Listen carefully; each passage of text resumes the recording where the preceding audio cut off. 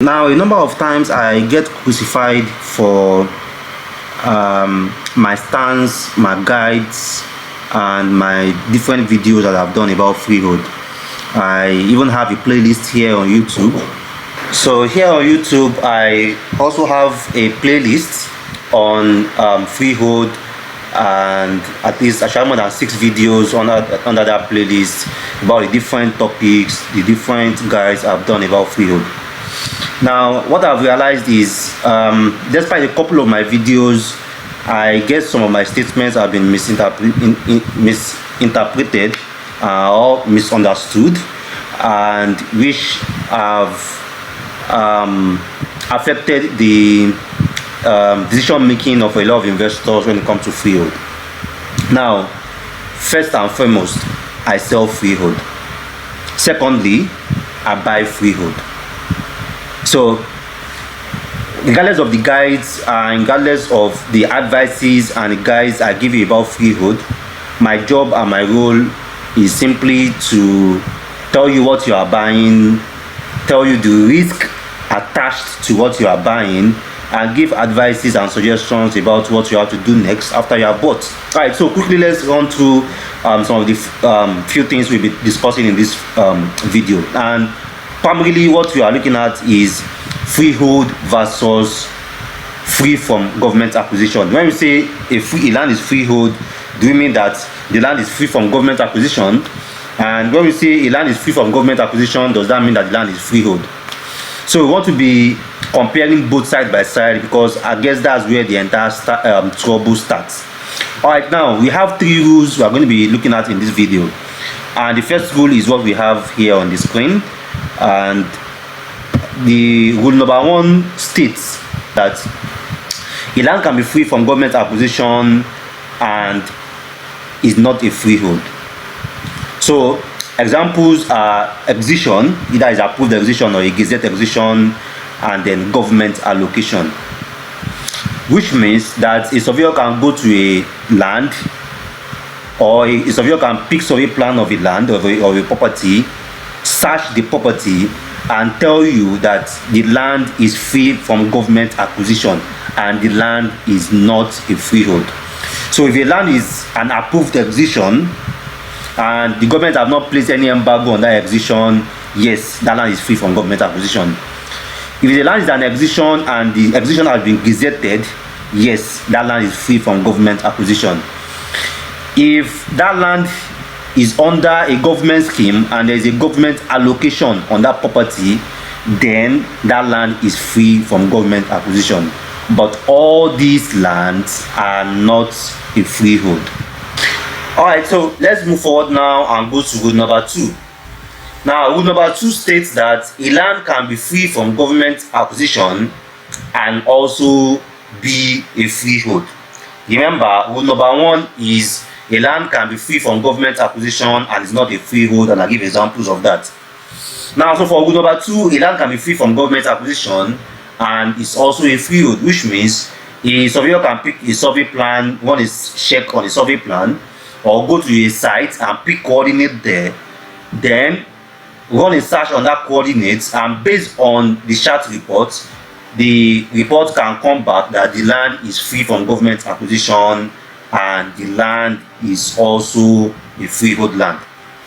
Now, to clear all doubts and to clear all our assumptions and the different misinterpretations that both me and investors have, what is a freehold land?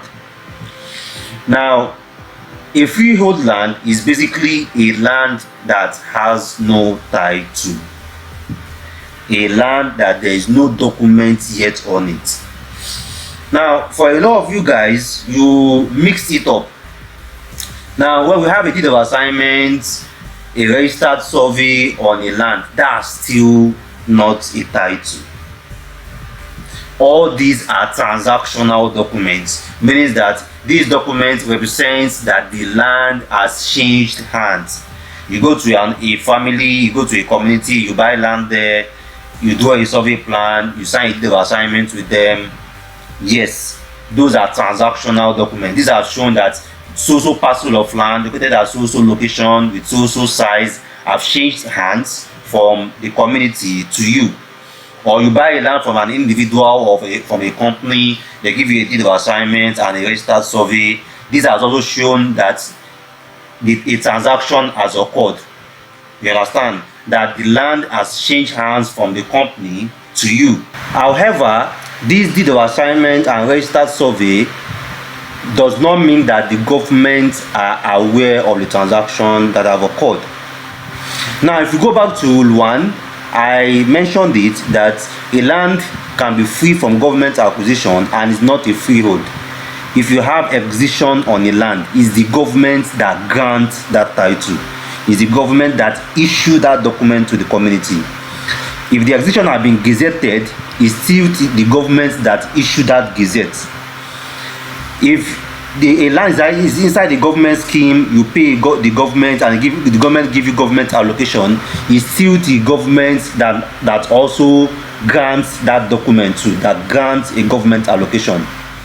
Now, for a freehold land, it means that there is no acquisition on the land, there is no gazette on the land, and there is no government allocation on the land. The land is just blank title, blank documents, no document yet.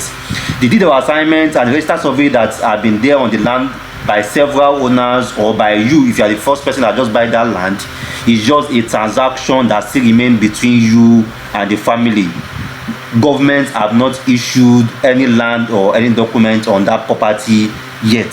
Now, so let's go to rule number 3, which is a land can be a freehold and not free from government acquisition. And this is where things become tricky. And examples of these, we have agric revocation, we have forestry reserve, we have military zone, we have acquisition in view. All these lands, they don't have a title. Land inside agric revocation, land inside forestry reserve, land inside military zone, an acquisition in view land, because there is no acquisition yet on that land, there is no gazette yet on that land, there is no government allocation yet on that land does not have a title. And this time around, the land is not also free from government acquisition. Now, most of the freehold lands in Ekpe, 80 to 85% of them are not free from government acquisition. Again, most of the freehold land in Ekpe, 80 to 85% of them are not free from government acquisition. Some of this land are in committed acquisition, and some of this land are in non-committed acquisition. If you don't understand the difference between a committed acquisition and a non-committed acquisition, I would suggest that you go and watch my video which I did under hierarchy of property titles and understand that difference.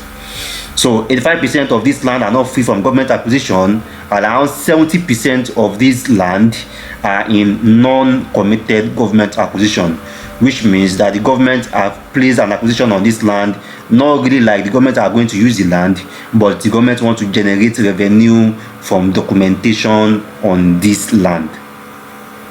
So when you are buying a freehold land, the number one thing you must understand is the land that you are buying doesn't have a title yet. CFO in view, CFO in process is not a title. So you want to know the current status of that land. Yes, it's possible that the company is applying or processing that CFO. Very possible. There are so many properties in Ekpe where the company have already filed for the CFO and there is a CFO file number. But for most of them, there is no filed CFO and there is no CFO number yet. So that's why, even though there is CFO in view or CFO in process on that flyer, you want to know the current status of that land, because at the time you are buying, the land is still a freehold. So you want to know if it is a freehold that is free or if it is a freehold that falls under a government acquisition. Now, all the land in Ekpe that is facing the Ekpe-Itokin road, that Ekpe-Itokin road, that road that goes from Ekpe down to Ikorodu, all the land that is on that road, they are all mixed. So none of them is fully free. They can fall partly into residential and partly into agric, or partly into forestry, partly into agric. but most of those land you are going to do regularization. I've said this before, a land cannot be facing a major road and the Lagos state government are just going to leave it there and they'll just release the land for you like that. It's not possible. So when we say a land is freehold, there is no acquisition on that land, there is no government allocation on that land, is a blank title, and that's why I'll always repeat it in my videos. When you buy, you perfect. When you buy, you perfect. When you buy, you perfect. I sell these lands, but before you buy, I'm definitely going to advise you. I'm definitely going to tell you exactly what you are buying into. There was one of my clients last year that bought 3 acres facing the Ekpe-Itoki road. Before he bought, I made it clear, Oga, this is what you are buying, this is what you are going to do, and he was fine to do that because he wants something specifically facing that road, and he doesn't mind whatever that the cost will be for him to pay the government and for the government to release that land. So he bought and then he started his perfection. So these are just the things that you must add into your plans when you are buying this freehold land. Again, I'm not saying you should not buy freehold.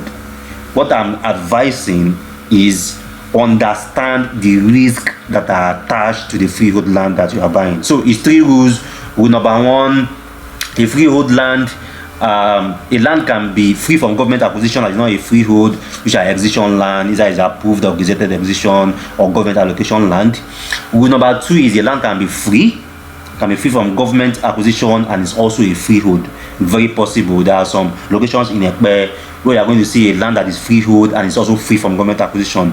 Yes, we have properties like that. So you can DM me. I'm going to send you options like that are free and they are also freehold. Now, rule number 3, a land can be a freehold and is not free from government acquisition, which means that after you have bought this land, you are also going to do some form of documentation with the government, and definitely you have to integrate the cost of that into your plans. So just imagine that there is a land that you are going to spend like around like 6 million or 7 million per plot to regularize, and you went there to go and buy 10 plots. That's already like 70 million just waiting for you from Lagos state government. And if you think that I just want to buy for investment, you still have to consider this regularization cost, because whoever that want to buy from you in the future also, we also want to look at it that, okay, after paying you this particular amount, I'm still going to pay the Lagos state government so amount. And the cost of regularization, the government constantly review it. So if they're charging you 5 million per plot this year, within 5 years time, within 6 years time, they can be charging you 9 million or even 8 million per plot, which means that as urbanization is happening on that location is opening up, houses are coming there, investment are coming there, development are coming there, the government will also constantly review the assessment value and also the documentation value of that particular location. So that means when you want to sell also, is going to affect how much you can sell, because the investor or whoever that wants to buy will also be looking at it that after I buy this property, he's still going to pay Lagos state government so amount.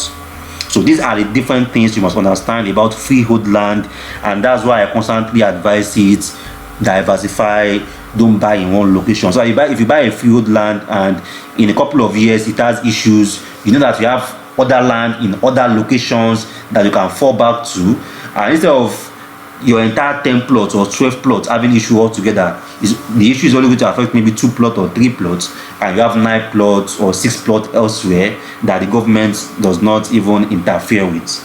So that's the goal, that's the objective. So you can drop your comments, you can drop your reviews, you can drop your questions, and I'll try as much as possible to answer them about the freehold and also the free from government acquisition.